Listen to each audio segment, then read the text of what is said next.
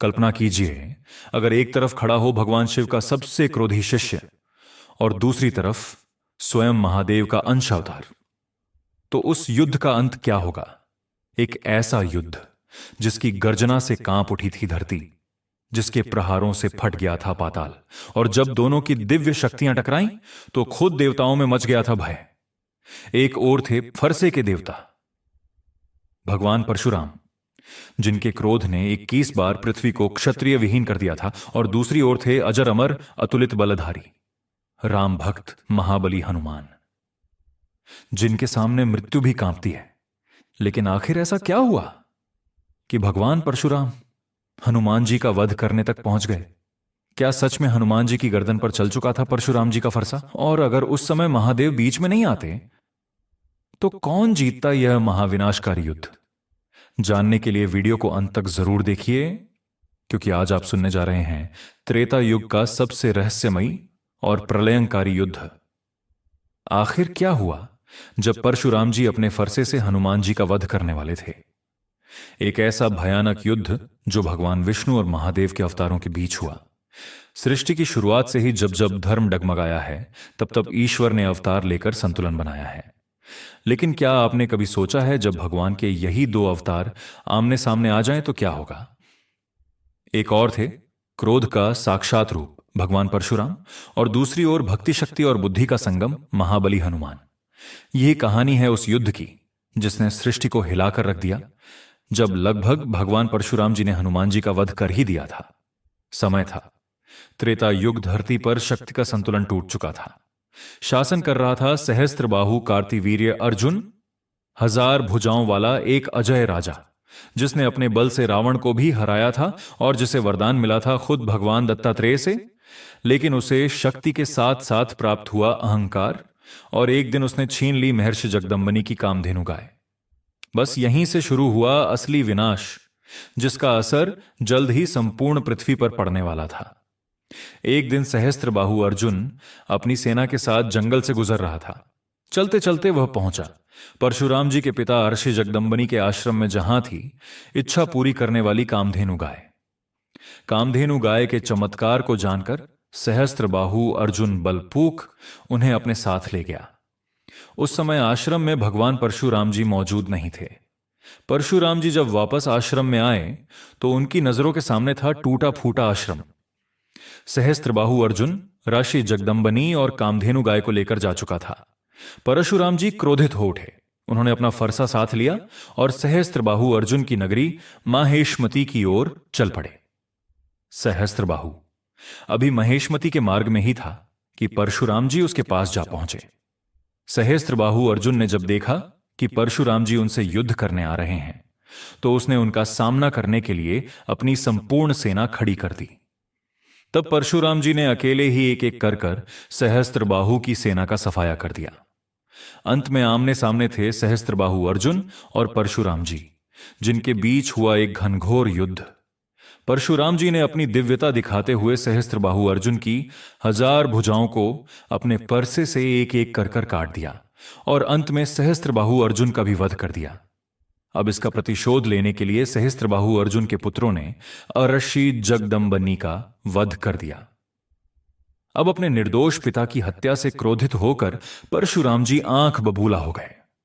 परशुराम जी ने प्रतिज्ञा ली कि वह एक एक कर सभी क्षत्रियों का अंत कर देंगे, और उन्होंने कुल मिलाकर 21 बार पृथ्वी के सभी क्षत्रियों का वध करना शुरू कर दिया।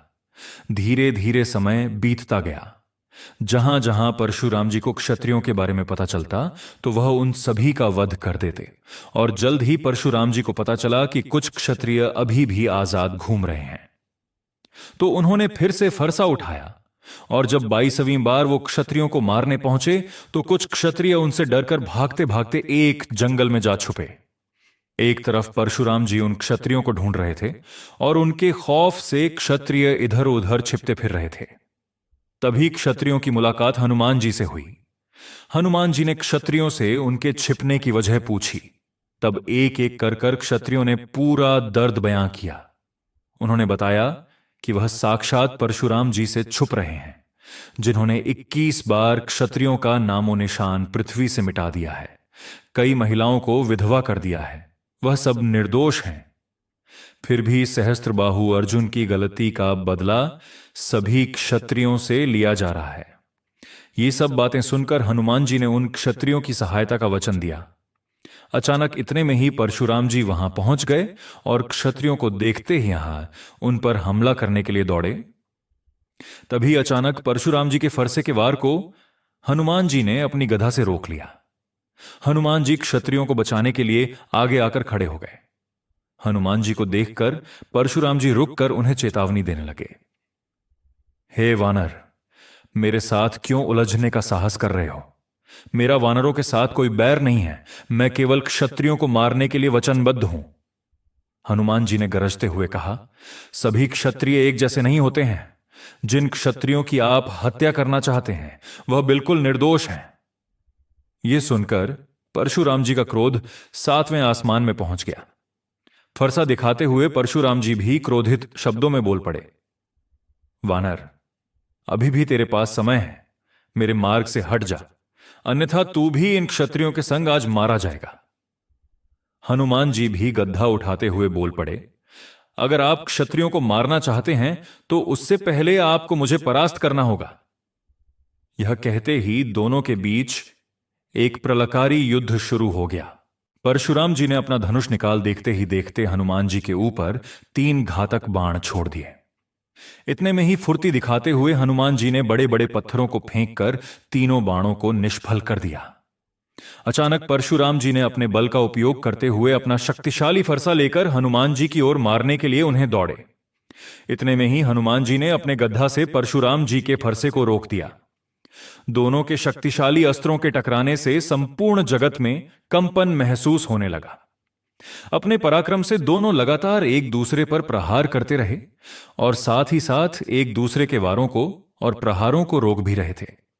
इतने में ही धरती फाड़कर दोनों पाताल में चले गए। वहां भी दोनों के बीच युद्ध चलता रहा। जब हनुमान जी को एहसास हुआ कि परशुराम जी के एक प्रहार से भूलोक का विनाश हो सकता है, तब हनुमान जी परशुराम जी को पकड़कर वहां से उड़कर वापस पाताल लोक से बाहर निकल कर आए। एक तरफ था भगवान विष्णु का अवतार और दूसरी तरफ साक्षात महादेव का अंशावतार।